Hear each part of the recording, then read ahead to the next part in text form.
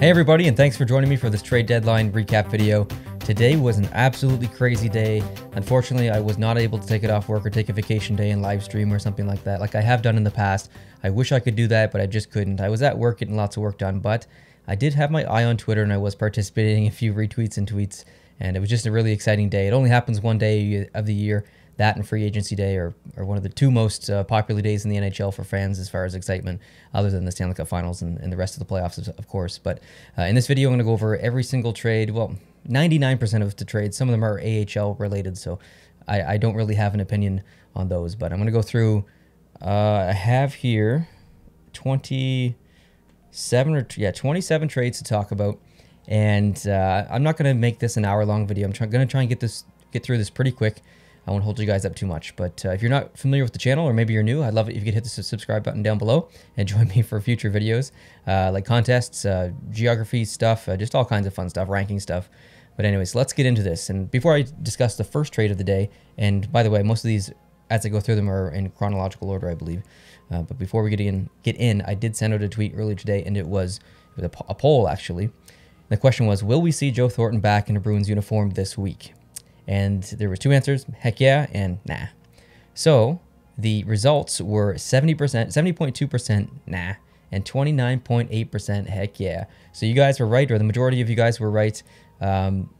He did not go to Boston, and in fact, he didn't go anywhere, which really surprised me. Quite unfortunate, because I would have liked to see him go deep in the playoffs and have a chance at a Stanley Cup. Okay, so let's go through these one at a time. I'm just going to scooch over here just a little bit so I can see my laptop better.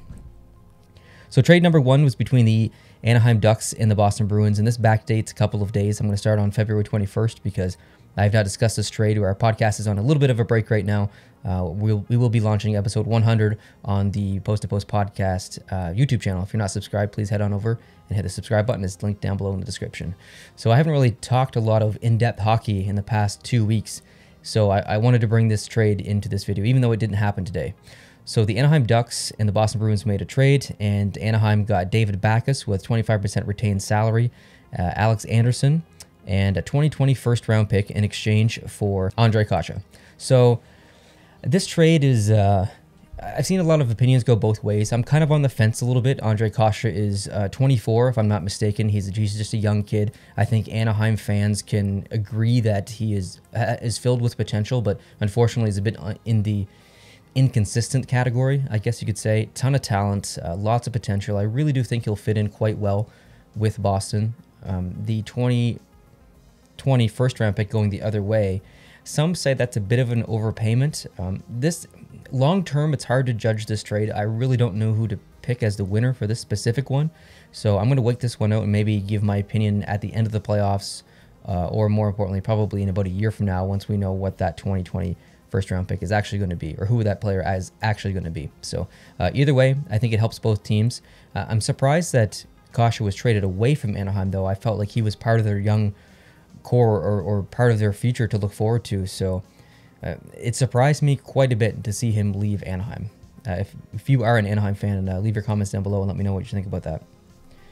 The next trade, which also happened on the 21st, was between the Winnipeg Jets and the Vegas Golden Knights. Vegas got Cody Eakin, and the Golden Knights got a 2021 conditional fourth-round pick, and that condition is the 2021 fourth-round pick upgrades to a 2021 third-round pick if Winnipeg makes the 2019-2020 playoffs, or re-sign Cody Eakin before July 5th, 2020. Now, last week I did publish a video talking about some trade, not really predictions, but I kind of analyzed each team and gave my opinion on what I thought each team could do at the trade deadline. And the thing that I did say about Vegas is that, you know, Cody Eakin is underperforming. He has been for a while. That contract isn't really advantageous for his production, or based on his production. So I suspected that Vegas would look to move him, and they did. I'm surprised it was to Winnipeg, though, but it's kind of a no-brainer trade. They needed to move the contract. It's more of a salary dump than anything. Actually, that's exactly what it is. It's a salary dump, so no surprises here. Next trade I want to talk about is the Montreal Canadiens and Washington Capitals trade. And this involves, you know, it's a pretty big name, Ilya Kovalchuk. He goes to Washington with 50% retained salary. Montreal gets back a 2020 third-round pick. Apparently there was conversations where Bergevin had a better deal in place, and it was hypothetical. if he had waited one more day, there was a chance that he could have got something better. And this is straight from Bergevin himself, but he didn't want to take the risk. So he took what was right in front of him, which was a 3rd-round pick from Washington. And, you know, I'm happy for Kovalchuk. I am a Canadiens fan, even though I'm wearing a stupid Toronto Maple Leafs jersey. No offense, Toronto. Montreal really loves Kovalchuk, and I think the fans do too. And I think Kovalchuk genuinely loves Montreal. So I'm happy for him that he gets to go to Washington, gets the opportunity to not only win a Stanley Cup, but reunite with some of his fellow countrymen, like Alexander Ovechkin. Those two didn't get to team up in the Olympics a couple of years ago, and that was very unfortunate. But you know what? Kovalchuk is back in the NHL, and he was able to find his way to Ovechkin, and here they are about to enter the playoffs together. And Washington has struggled a bit over the past, about 3 weeks. So maybe someone like Kovalchuk can bring a little bit of life back into the team. They're still in a wonderful position. They're going to make the playoffs. I'm just not sure how Kovalchuk actually fits into Washington. He played big minutes in Montreal because he was the big name. He led the power play. He played top line minutes. He goes into Washington where he's probably a third or fourth liner, not going to play even close to the same amount of minutes that he was getting in Montreal. I don't know how that affects his play. I don't know if it's advantageous because he's a little bit older and he's not relied upon to put in so many minutes, or if it's a bad thing where he wants to be a top 6 guy. I don't know how he fits in Washington. I suspect, or obviously we will see in the next couple of weeks as the season comes to an end. But generally, I think he'll be a pretty good fit on the team. And definitely, you can't have enough veteran leaders who still can play hockey at the level that Kovalchuk does. He's old, but he's in incredible shape, and he's an amazingly skilled player. Next trade was the Detroit Red Wings and the Edmonton Oilers. Now, Detroit did acquire Kyle Brodziak and a 2020 conditional 4th-round pick. That condition is as follows. The 2020 4th-round pick upgrades to a 2021 3rd-round pick if Edmonton advances to the conference final, and Green, who is going to Edmonton, plays in 50% of the games. So as I said, Edmonton did acquire Mike Green, and that comes with a 50% retained salary. So the Oilers get Green and only have to pay $2.687 $2,687,500. Now that changes a little bit because that contract value is based over 82 games. There's 20 whatever games left. So Edmonton isn't actually paying $2.687 million. They're paying obviously quite less than that financially, but on the books, on the cap, it will appear as $2.68 million. I think this trade works for both sides. I think Red Wings fans can agree that they're sad to see Green go. He's a long-time Red Wing, but he's up there. His future obviously was not with the Red Wings, or maybe even the NHL in general for the next couple of years. Like he's on the way out. To put it bluntly, he's at that age. Still a very effective defenseman and especially a leader. I think he's going to fit in really well with Edmonton. Edmonton is such a young team. Having a player like Mike Green and especially a defenseman like that with so much experience is really going to help Edmonton. I actually generally love this move, and Detroit gets something back that they get 2 pieces back. One's conditional, obviously. They were probably not going to get if in the offseason or whenever his contract runs out. I'm not even sure when Mike Green's contract runs out. That is one thing I did forget to look at. But they get Kyle Brodziak, and they get a pick and a condition that could upgrade it. So, I think it's a trade that works on both sides. Next up was the Colorado Avalanche and Ottawa Senators trade, and this sent Vladislav Nemestikov to Colorado in exchange for a 2021 4th-round pick. This one shocked me a little bit, not the fact that these two teams traded or that Nemestikov was involved, because these two teams do have history, and Nemestikov is a good player and a valuable asset to a playoff team. But the fact that he only got a 4th-round pick is quite strange to me, with some of the other trades that happened today, and the fact that Kovalchuk was worth a 3rd-round pick when he was only picked up for $700,000 by Montreal, and they retained 50% of the salary. So Washington's only paying $350,000. So I can't believe that he's only worth a 4th-round pick here in Nemestikov. I really thought it would be a 2nd or 3rd, but Ottawa's just stockpiling picks at this point, as you can see from the rest of the trades that I'm going to go through today. So I guess it makes sense, but still a little strange, I think. Next trade is the big one. It was between the Islanders and the Ottawa Senators. The Islanders acquired Jean-Gabriel Pageau in exchange for a 2020 conditional first round pick, a 2020 second round pick, a 2022 conditional third round pick. Now here are the conditions. They are as follows. So the condition on the 2020 first round pick, if the New York Islanders win the draft lottery and select top 3, the pick becomes a 2021 first round pick. Conditions of the 2022 third round pick are as follows. The pick is transferred if the New York Islanders win the 2020 Stanley Cup. When I first saw this trade, I was like, wow, they really overpaid. I like Jean-Gabriel Pageau. I think he's a fantastic player, very skilled, but to give up that many picks for him, I felt like was a pretty, not a pretty big overpayment, but I generally did think it was an overpayment. And we soon came to learn about maybe an hour later that Pageau did sign a contract extension with the Islanders, which kind of negates the worries that I had about the trade, because he came in as a UFA and could have easily walked on July 1st and gone back to Ottawa. And so he helped Ottawa get all those picks, and he could have gone back and contributed to the team next year. So it was a bit risky, and after it was announced that he did sign the contract extension, it really did make sense to me. You not only have a skilled guy coming to the team that's going to fit in absolutely amazing. I love the fit between Jean-Gabriel Pageau and the Islanders, but you get the security of having him long-term too. So it does make sense. It's a pretty bold move, but it does make sense, but still giving up a lot. The next trade is between the Carolina Hurricanes and the Florida Panthers. Carolina acquired Vincent Trocheck in exchange for Eric Howla, Lucas Wallmark, and 2 basically AHL players. This is such a strange trade. I can't explain it other than the fact that it's just a strictly salary dump situation potentially for the Panthers. But I mean, you're fighting for third in the Atlantic.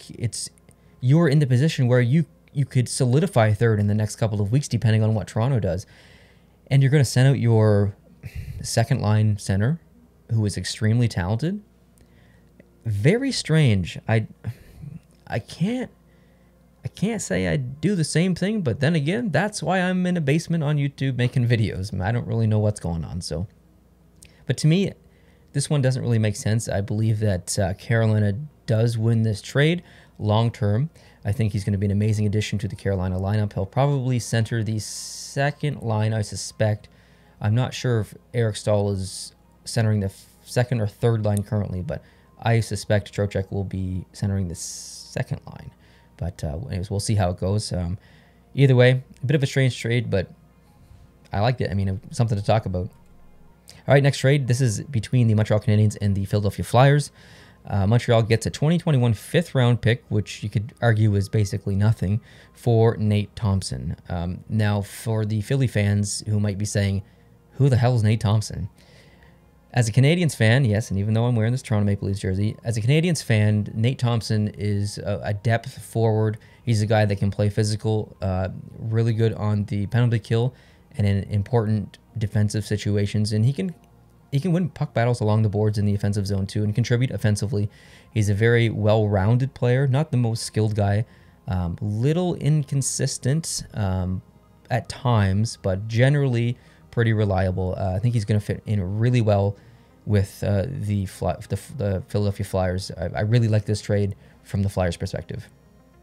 Next up, the Colorado Avalanche make a trade with the Toronto Maple Leafs, sending Cal Rosen in exchange for Michael Hutchinson, which is strange because these two teams just traded one of these players a year ago. So anyways, just a weird trade. I don't really have anything else to say other than that. So next up, the Pittsburgh Penguins and the San Jose Sharks made a very interesting trade. The Penguins got Patrick Marleau in exchange for a 2021 conditional third-round pick. And here are the conditions. If the Pittsburgh Penguins win the 2020 Stanley Cup, the pick will become a 2021 second-round pick. I don't know if Patrick Marleau plans on retiring, but he does have the option to go back to San Jose at the end of the year. Patrick Marleau is trying to win a Stanley Cup. I do not blame him for going elsewhere.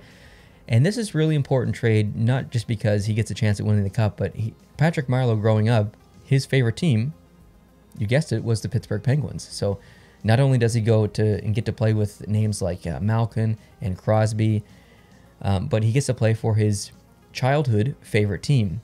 it's a dream come true for him in a way. Can you imagine how poetic it would be if he went there to play for his favorite team as a child and actually won the Stanley Cup? It would be amazing. Good way to end your career. But I think we might see him back in San Jose if he doesn't win the Stanley Cup this year. Next trade was between the Buffalo Sabres and the New Jersey Devils. Buffalo acquired Wayne Simmons with a 50% retained salary, and they sent back a 2021 conditional 5th-round pick. And the conditions are, if the Buffalo Sabres make the playoffs and Simmons plays 10 games, the pick will upgrade to a 4th. What? This trade is just... I just don't understand it. We have Wayne Simmons, who I agree has fallen down the... I'm looking for a word. He's fallen down the charts. He's not as desirable as he used to be. I remember 2 years ago or 3 years ago when I did live stream on this channel on trade deadline day. It was one of the first things I ever did on YouTube. It was rumored that Wayne Simmons was worth 2 first-round picks and potentially more. 2 or 3 years later, here we are, and he's worth a conditional 5th-round pick. Kind of strange, isn't it? A conditional 5th-round pick for Wayne Simmons? I just don't understand it, and he's going to Buffalo. It's not, and that's nothing against Buffalo. It's just that they're not considered a contender. They likely won't even make the playoffs. Statistically, they're not going to make the playoffs. So the fact that they sent him to Buffalo is kind of a kick in the nuts to Wayne Simmons. Like, he obviously wants to go somewhere and contribute, because I believe he can. He's a very skilled player, and it's kind of a crappy situation for Wayne Simmons. Next trade, the Anaheim Ducks and the Philadelphia Flyers. Anaheim gets Kyle Criscolio, I'm not familiar with that player, 2020 conditional 4th-round pick. The conditions are the Ducks will receive the higher of the 2020 4th-round picks between the Philadelphia Flyers and Nashville Predators draft picks, which were both owned by Philadelphia at the time of the trade. And the Flyers acquire Derek Grant. I really like Derek Grant. He's going to fit in so well in Philadelphia. He's a more talented and younger Nate Thompson. So Flyers making a push, staying under the radar, playing so well lately. I'm a little scared of the Flyers, to be honest. Next trade is the Anaheim Ducks again with Boston, and the Ducks acquired Danton Heinen, and they sent out Nick Ritchie. Mixed opinions across the board for this one. Boston fans, I think, are disappointed with Heinen, so not really sad to see him go, but concerned about what's coming back, because Nick Ritchie is known for being fairly inconsistent, maybe a little bit out of shape and a little slow, but he's a guy that really fits in with the Boston, maybe more so the old school Boston mentality. A big guy who isn't afraid to protect teammates and fight and really battle along the boards and do some pretty heavy lifting for the team. I will say that he finds himself in penalty trouble a little bit too much, and he could be a bit of a liability for Boston. I hope that's not the case. Yeah, I think it kind of works for both sides, but it's a bit of a weird one, so we'll see how it turns out. Next trade between the Detroit Red Wings and the Edmonton Oilers.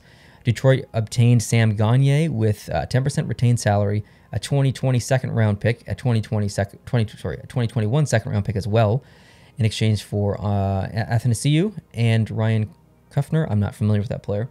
I freaking love this trade. I'm sad to see him leave Detroit. I really liked him in Detroit. I don't know if they got back what they could have elsewhere. I'm sure that obviously they would have taken a different trade if they could have gotten back more, but maybe they didn't have the proper conversations. But I think this is an awesome trade for Edmonton. He's going to fit in so freaking good in Edmonton. I'm not even an Edmonton fan, and I'm excited to see him play with McDavid eventually, or with some other people on the team. I think Edmonton really needs this. I'm super pumped. Let's go. Next trade, the Edmonton Oilers again make a trade, and this time it's with the Ottawa Senators. They acquire Tyler Ennis, and Ottawa gets a 2021 5th-round pick. Tyler Ennis is becoming the Dominic Moore of the current NHL. Dominic Moore played for like 12 or 13 teams or something ridiculous. It seemed like every year he was on a new team and would get traded at the trade deadline. But Tyler Ennis has now played for Buffalo, Minnesota, Toronto, Ottawa, and now Edmonton. So tossed around the league a little bit. He's a small, a very fast, skillful player. Finds himself in, I think, maybe unreliable conversations a little bit, or inconsistent conversations. Maybe he just needs a new start. I thought he actually played okay for Ottawa. Not amazing, but not terrible. So we'll see how he does in Edmonton. Next trade, the Buffalo Sabres and the Pittsburgh Penguins. Buffalo acquires Dominic Cahoon, and the Pittsburgh Penguins acquire Evan Rodriguez and Connor Sherry. That's a familiar name, Penguins fans. You get back Sherry, a player that you never wanted to lose and had to lose because of cap situations, but now you have him back. Will he be reunited? Will he be reunited with Sidney Crosby? It's very possible. I'm excited about it. I'm very far from a Pittsburgh Penguins fan, but I like the relationship here. I like that Marleau goes to Pittsburgh. It gives me a little bit more of a reason to watch Pittsburgh and maybe even cheer for them in certain situations. But regardless, good trade, I think, on both sides. I think Pittsburgh fans are really, really sad to see Dominic Cahoon go. Very, very good player. A lot of potential. Long term, it probably hurts for Pittsburgh, but at the end of the day, they know the player that they're getting back in Sherry. They know the potential there, and they're hoping that he can help them get their third Stanley Cup in 5 years. So let's see what happens. Next trade is between the New Jersey Devils and the Vancouver Canucks. The Devils acquire McIntyre in exchange for Louis Domingue. This is, I think, because Markstrom apparently hurt his knee in the game recently against Boston. I'm not sure how serious that injury is. I don't know if any of us know at the moment, unless there's been some update that I missed or something. So this is more of an insurance trade by Vancouver to bring in Domingue. And much like Tyler Ennis, Domingue has he's been around. He's unfortunately been around a little bit. He was with Tampa Bay for a while and Arizona maybe. I can't remember exactly, but he's been around, and now he goes from New Jersey to Vancouver. So we'll see how it works. Next trade, Montreal Canadiens and the Vegas Golden Knights. Montreal gets a 2021 fourth-round pick in exchange for Nick Cousins. Much like Nate Thompson from earlier, Nick Cousins is kind of I wouldn't say more of a defensive player. I would say a majority of a two-way player, can contribute offensively. Underrated skill offensively, I would say. Unlikely to be utilized in an offensive role, especially in Vegas. I suspect he'll be playing the hard minutes in the defensive end and trying his best to play the matchup game. He'll probably get matched up with some of the better forwards in the NHL, depending on who they play in the playoffs, if they make the playoffs, which I think it's quite obvious that they will. But a good trade overall for Vegas. I think he will fit in pretty well there. Next up, we have the Anaheim Ducks and the Washington Capitals. They made a trade. The Anaheim Ducks acquire Christian Djoos in exchange for Daniel Sprong. Now, Daniel Sprong, of all the names that I've spoken so far and will speak, is a player that I've seen play the most. He used to play in the QMJHL for the Charlottetown Islanders, and that's where I lived the majority of the last 5 years of my life. I live in Fredericton, New Brunswick now, but I've seen him play lots. He was drafted by Pittsburgh, went there. I felt wasn't given the opportunity to showcase his talents. They kept him in the minors way longer than I thought they would. And then they sent him off to Anaheim, where he had a pretty good end to the season last year, and I think a pretty good start to this season. But maybe it was just time for a change, or maybe there's something internal that I don't know about, but he finds himself on the move again. Christian Djoos is a young, talented defenseman. I think this trade works on both sides. Next, we have the trade between the Calgary Flames and the LA Kings. The Flames acquire Derek Forbort in exchange for a 2021 conditional fourth-round pick. Now, the actual conditions aren't listed on Cap Friendly as I'm making this video, so that condition will eventually be posted. But Calgary's in need of some defensemen, and I guess this was the option that was available. Let's move on. Next trade was between the Anaheim Ducks again, and this time it was the Columbus Blue Jackets. They obtained Sonny Milano in exchange for Devin Shore. More of a depth move. I don't think that there's anything really to read into here. Devin Shore will probably fit in really well in Columbus, if I'm being totally honest. But there's not really anything to analyze here. Time will tell. Next trade, the San Jose Sharks and the Tampa Bay Lightning. The Sharks acquire Anthony Greco and a 2020 first-round pick in exchange for Barclay Goodrow and a 2020 third-round pick. which is Philadelphia's pick. Do you guys really think that Gaudreau is worth a first-round pick? Let me ask it differently. Do you think Gaudreau is worth a second-round pick? I could see someone making that argument, and I wouldn't necessarily disagree. But for a first-round pick, I would have to disagree. Now, the Sharks are my second favorite team. I am very pleased to receive a first-round pick from the Tampa Bay Lightning, even though they will seed high. I am quite pleased with this trade, but just in general, that is a gross overpayment in my opinion. But you know, Tampa Bay, they're so calculated and they're so good at planning for the future. They're not going to go out and buy a typical big name player or whatever. They don't want to disrupt the chemistry within the team. They're going to go out and make a calculated move, like bringing in a guy that they obviously had their eye on for a while in Gaudreau, and feel like he could really could be or will be a really good addition to the team. Next trade coming up on the end here, just a couple trades left. The Calgary Flames and the Chicago Blackhawks. So Calgary acquires Gustafson, I can never say that name, and they send back a 2020 conditional third-round pick. All right, here's the condition. Chicago will receive the earlier of Calgary or Edmonton's 2020 third-round pick, in brackets, on the requirement that Edmonton's pick meets the conditions and becomes the property of Calgary. The Edmonton pick is a conditional pick that Calgary does not yet own. How do you trade a pick that you don't actually own because it's a condition itself? The CBA is weird. The trades like this are just strange. But anyways, I just need to move on from this one. Next, the Calgary Flames traded Brandon Davidson to the San Jose Sharks for future considerations. I know what future considerations are. I just think it's stupid. I just think it's silly. Future considerations. It just sounds dumb. Like, future considerations. Okay, now I'm in the future. I consider giving you nothing. Thank you for the player a couple of years ago. I appreciate that. It just sounds weird.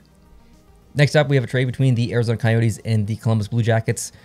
The Coyotes acquire Marcus Hannakainen, and they send back a 2020 conditional 7th round pick. The conditions are Columbus receives the pick if Hannakainen plays in 10 games for Arizona. What? Columbus receives the pick if Hannakainen plays in 10 games for Arizona. Well, what if he doesn't play 10 games? They get nothing? I don't understand. Did they just trade him for nothing? Here you go.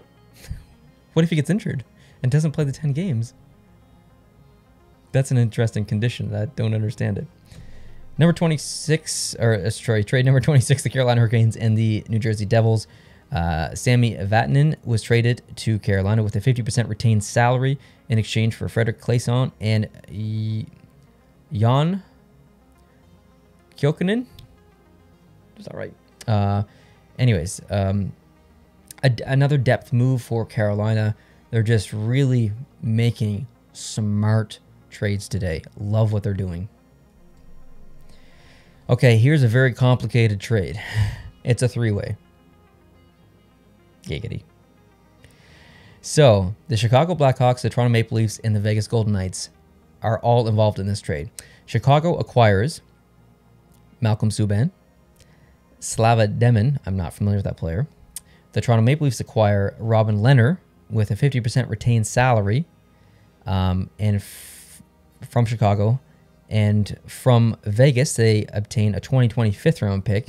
And then Toronto trades Robin Lehner to Vegas and retain 22% of his salary. And Martins Dizercals or some crap like that. I don't know how to say that name. But so basically, Chicago retains 50%. And Toronto retains 22%. So there's 72% of the contract. It's just weird. How is it possible that two other teams can retain salary from a player just so we can play on the third team? I understand it. It makes sense on from a business standpoint. I just don't know if teams should be allowed to do that. It feels like it's skirting the rules or something. But anyways, this is a pretty intense trade. Going back to the, I was going to say prediction video, not prediction, the analytical video that I did on what each team needed. With Vegas, goaltending was a question. They don't have the confidence in Malcolm Subban that they should or had before. So they needed to bring in someone and either have Subban sit to the side or send him down or whatever, or send him out. And they decided to send him out. They brought in Robin Lehner, an incredibly talented goalie with a lot of experience who just was on a playoff run last year, with an amazing personal story as well. I like this fit a lot. Lehner and Fleury, two absolute characters in the NHL, and now they're brothers in war. They're going to be side by side in this playoff push. This is great news for Vegas. I'm really excited. And that was the last trade apparently. So there were more trades. There might even be some more that I'm missing in here, but as I'm filming this, I'm just trying to get this video out. I have some work to do, so I wanted to get this done. And it is a long video, I realize that. But I appreciate anyone who's made it this far in the video. Thank you so much for joining me here. If you were to ask me who I think the winner of the day was, I really like what Pittsburgh has done. I really like what Carolina has done. Edmonton made some decent trades. I would probably choose Carolina or Pittsburgh as my personal winners. It's tough because you can't predict the future. You don't know what's going to happen. You don't know the injuries that are going to happen. If you were to ask me again in 4 weeks from now, my answer might be different based on what happens with injuries or how these players fit in on their teams. So all we can do is sit back and watch a lot of hockey in the next couple of weeks, and that's what I'm going to do. And I hope that's what you're going to do too. And I also hope that if you are not subscribed, you can go down and hit the subscribe button and join me here for all kinds of videos like this on a daily basis, almost a couple times a day now. I've got so many videos to post that I have filmed and just need to edit and post. So I would love it if you could join me here. Thank you so much for watching. Hope you enjoyed your trade deadline day, and I'll catch you in the next video. Adios.